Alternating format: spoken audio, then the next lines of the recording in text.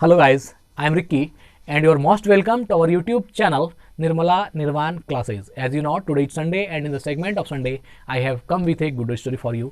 तो आज भी बहुत ही बेहतरीन कहानी लेकर आपके सामने उपस्थित हुए हैं और बहुत छोटी कहानी है और कहानी का मैसेज भी अच्छा है। तो चलिए कहानी का आगाज करते हैं। कहानी इस प्रकार है मित्र कि एक बहुत बड़ा शासन होता है एक साम्राज्य पर और उस शासक का नाम है रामधनी। रामधनी एक बहुत बड़ा राजा होता है और उसका बहुत बड़ा साम्राज्य होता है। तो चूंकि वो इतना प्रजा पालक है, रामधनी अपने प्रजा के लिए अपने से कुछ भी न्योछावर करने को तैयार होता है कि जो मेरी प्रजा है वह हमेशा संतुष्ट रहे, वह हमेशा खुश रहे। और एक राजा का दायित्व भी बनता है या जो भी अपने किसी भी क्षेत्र में है वहाँ पर अगर कोई श्रेष्ठ आदमी है तो उसकी ये दायित्व बनती है कि जो बाकी लोग हैं उनके प्रति जो उनका दायित्व बनता है उनको पूरा होना चाहिए, करना चाहिए। तो यह चूंकि जिम्मेदारी का और दायित्व को वो भली प्रकार समझते थे रामधनी सिंह, इसलिए जो है वह लोगों के साथ अच्छा व्यवहार करते थे। तो इससे क्या था, उस साम्राज्य में रामधनी का जो था पूरा शोहरत था, पूरा फैला हुआ था ख्याति, लोग दूर दूर तक उसको जानते थे। यहाँ तक कि उसके साम्राज्य का छोटा छोटा बच्चा भी जानता था कि यहाँ का शासक रामधनी है। और यह सिर्फ इसलिए था क्योंकि वो बहुत दयालु थे और बहुत ही आदर्शवादी व्यक्तित्व के थे। कोई भी उसके दरबार पर कुछ मांगने आता था तो कभी खाली नहीं आता था। इन चूंकि चारित्रिक गुणों का विकास उनका अच्छा था और वो आदर्शवादी थे, जिसके कारण कि उनका ख्याति दूर दूर तक फैला था। दौलत तो था ही, शोहरत भी था और इज्जत भी था।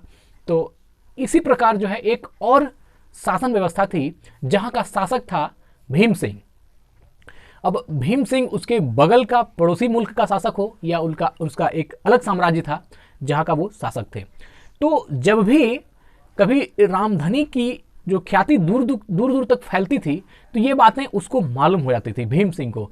उसके साम्राज्य में ही लोग उसकी चर्चा कर देते थे। अब बताइए, एक शासक के सामने जब दूसरे शासक की प्रशंसा होती है तो अगर शासक बुद्धि से कमजोर है तो उसको बहुत वो क्षुभित होता है कि हम एक राजा हैं, हमारी कहीं कोई नाम नहीं लेता, और एक रामधनी है हमारे पड़ोस के मुल्क का शासक, उसका सब जगह नाम ले रहा है। और ये स्वाभाविक है, आप भी देखते हैं जीवन में, चूंकि आदर्शवादिता लोग अपनाते हैं इसलिए कोई किसी से बैर नहीं करते हैं, अपने मन को समझाते हैं कि ऐसा नहीं होना चाहिए। लेकिन आप देखिए, आप ही एक साथ कहीं रहते हैं, बहुत सारे कॉम्पिटिटर आपके हो जाते हैं तो आपको कैसा लगता है। तो उसी प्रकार की भावनाएं जो है उनके साथ भी थी, लेकिन आप ऐसा नहीं करते हैं जैसा रामधनी के साथ भीम सिंह ने किया। कहानी आगे आपको मालूम होगी। तो फिर ये बातें उनको क्षुभित करती थी। वो कभी खुश भी होते थे और जब कभी रामधनी का जो उसके पास कोई उसके बारे में अच्छा कुछ बोल देता था तो बहुत चुभती थी भीम सिंह को, और उसको लगता था कि ये आदमी जो है मेरे जीवन में खलल डाल रहा है, जबकि ऐसा कुछ था नहीं। रामधनी तो अपना साम्राज्य देख रहे हैं, वो अपने शासक हैं अपने साम्राज्य के, वो वहाँ देख रहे हैं, भीम सिंह अपना है, लेकिन फिर भी इनको जो है उनसे परेशानी होती थी। देखिए, जब अहंकार बढ़ता है तो जब उसकी पूर्ति नहीं होने लगती तो वो कभी ना कभी जो है वो क्षुभित होता है और लोग अपने आप में कुंठित हो जाते हैं। यही उसके साथ हो रहा था। किसके साथ? भीम सिंह के साथ। तो एक बार क्या हुआ, भीम सिंह ने अपनी सेना को एकत्रित किया और रामधनी के साम्राज्य पर अटैक कर दिया, आक्रमण कर दिया। इसमें क्या हुआ कि बाकी जनता को सेव करते हुए रामधनी भी भाग निकला। लेकिन चूंकि उतने लोगों को छुपाया कहां जा सकता था, जब युद्ध हुई तो युद्ध किस तरह होता है आप समझते ही होंगे। फिर क्या हुआ, वह उसकी डिमांड थी कि रामधनी को वापस करो। जब आक्रमण हुआ, सब तितर बितर हो गए, जहां तहां हो गए। रामधनी चला गया जंगल। उसको लगा अगर हम मिल जाएंगे तो मेरा पूरा साम्राज्य ये नष्ट कर देगा, इससे अच्छा है हम छुप जाते हैं। तो इससे क्या होगी, मेरी जनता खुश होगी और हो सकता है मेरा साम्राज्य ले लेगा। वो तो लेगा ही, ले वो मंजूर है, लेकिन हमको मतलब यहाँ से हट जाना ही अच्छा होगा। इसलिए रामधनी जो है अपनी प्रजा के लिए वो कहीं जंगल में जाकर छुप जाता है। अर्थात भीम सिंह के आक्रमण के समय वो कहीं छुप जाता है और भीम सिंह आकर के उसके साम्राज्य को हड़प लेता है, वहां अपना साम्राज्य स्थापित करता है और वहां का राजा बनता है। अब भीम सिंह के पास दो साम्राज्य है, एक तो जहां का वो पहले था और एक रामधनी का साम्राज्य जो था वह भी उसके हाथ में आ जाता है। बहुत अच्छे से चलती है। इसी बीच क्या होता है, उसका मन नहीं भरता है। भीम सिंह देखिए, जो अहंकारी है वो सिर्फ अपने आप को ही आगे बढ़ना चाहता है, इसलिए वो चाहता है कि जो भी चीजें और हमारे सामने कोई अच्छा है कोई बढ़िया है वो सुनना ही पसंद नहीं करता है। और इसलिए उसने ऐलान कर देता है पूरा अनाउंस कर देता है पूरे साम्राज्य में कि जो भी व्यक्ति रामधनी को पकड़ के हमारे पास ला देगा, हम उसको 5 लाख का नकद इनाम देंगे। यह जो है पूरे मतलब जितना भी उनका शासन व्यवस्था जहां तक फैली हुई थी वहां तक ये बात सुना देता है कि रामधनी को पकड़ करके लाओ और 5 लाख का इनाम पाओ।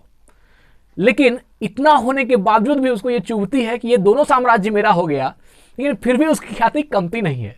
मतलब रामधनी के बारे में जब चर्चा होती है, लोग कहते हैं ओह क्या व्यक्तित्व था, क्या क्या राजा हो तो रामधनी जैसा हो। ये कहीं ना कहीं भीम सिंह को भी ये किसी न किसी रूप में मालूम हो जाता था, और रामधनी के जंगल जाने के बावजूद भी वह उसको अखड़ता था भीम सिंह को। भीम सिंह ने सोचा कि सिर्फ साम्राज्य हड़प करने से नहीं होगा, इस बार जो है उसका काम ही तमाम कर देंगे। अर्थात रामधनी किसी को मिले वो हमको पकड़ करके ला के देगा, हम उसको 5 लाख का इनाम देंगे और साथ ही रामधनी का खेल जो है खत्म कर देंगे। अर्थात उसको मतलब उसको मृत्युदंड की सजा दे देंगे। ऐसा वो कहता है कि हम मृत्युदंड नहीं उसको देंगे और तब हमारी आत्मा को शांति मिलेगी। अब सोचिए कि किस कदर उस पर जो है रामधनी का शोहरत किस तरह उसको देखा नहीं जा रहा। यह देखिए, बस रामधनी तो जंगल में रहने लगे, चूंकि वह अब बेघर हो गया, उसका कहीं कोई रहा नहीं, तो कंदमूल फल खा करके जैसे होता है वो वहां जीवन यापन करता है। एक बार की बात है, रामधनी जब जंगल में रहता है तो उस जंगल के रास्ते से ही एक आदमी आ रहे होते हैं और रामधनी उसको रास्ते में मिल जाता है। तो रामधनी उससे पूछता है, ओ भाई मुसाफिर, तुम कहाँ जा रहे हो? तो वह जो पथिक है वह कहता है कि मैं जो रामधनी है मैं उसके साम्राज्य में जा रहा हूं और उस शासक से मिलने जा रहा हूं, क्योंकि सुने हैं कि वो बहुत ही अच्छे इंसान है, नेक दिल इंसान है। किसी भी इंसान को कोई अगर परेशानी होती है तो वह उसका साथ देने के लिए हमेशा तत्पर रहते हैं। इसलिए आज हमको परेशानी आन पड़ी है, इसलिए हम रामधनी से मिलने जा रहे हैं। और ये बात तो वो रामधनी से कह ही रहा था, लेकिन उस व्यक्ति को यह मालूम नहीं था कि यह व्यक्ति जो जंगल में है यही वह शासक है, यही वह राजा है जिससे मिलने वह जा रहा था, यही वह रामधनी है। यह बात उसको पता नहीं थी। रामधनी को बहुत तकलीफ हुई अपने आप में, बहुत उसको दुख हुआ कि मैं एक शासक था और जो भी हमारे पास फरियाद लेकर आता था हम उसकी फरियाद पूरी करते थे, हम उसकी मुराद पूरी करते थे। लेकिन आज ये कैसा दिन आ गया कि हम जंगल में जो है मतलब बुरी तरह से फंस गए हैं और हम किसी का मदद भी नहीं कर सकते हैं। लेकिन उसने कहा कि अगर रामधनी के पास जाना है तुमको, तो तुमको सबसे पहले हमसे संपर्क करना होगा, बिना तुम हमसे मिले नहीं जा सकते। बोला क्यों? बोला तुम जंगल में हो, तुम तो रामधनी को देखे नहीं हो। बोला नहीं। बोला हम देखे हैं। रामधनी खुद उसको बोल रहा है कि रामधनी के पास हम तुमको लेके जाएंगे, चलोगे? बोला हाँ चलेंगे। बोला अच्छा बताओ कि काम क्या था? तो उस आदमी ने कहा कि मेरा पुत्र जो है बीमार है और वह अंतिम मतलब पड़ाव में है, अगर हमारे पास कुछ धन नहीं हुआ, कुछ पैसे नहीं मिले तो वह जो है उनकी मृत्यु हो जाएगी और मेरे सामने मेरा पुत्र का जो देहांत हो जाएगा, हम उसको नहीं बचा पाएंगे। इसलिए समय रहते अगर रामधनी के पास पहुंच जाएं तो वह हेल्प कर देगा और हम जो है मतलब कि मेरा काम हो जाएगा।